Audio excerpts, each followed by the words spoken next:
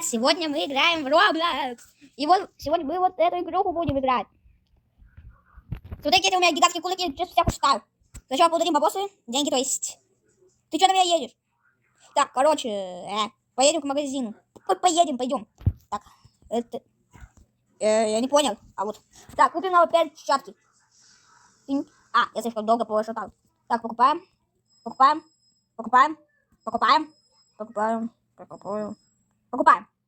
Короче, это будет долго. Денег нету.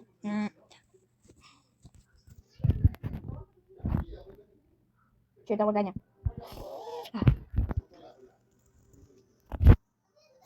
На, закрываю. Вот смотрите, у меня вот здесь есть такая штучка. Я одним ударом ее заполняю, короче.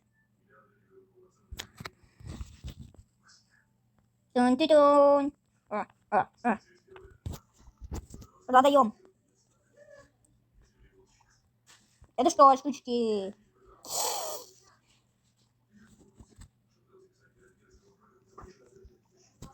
Genetics.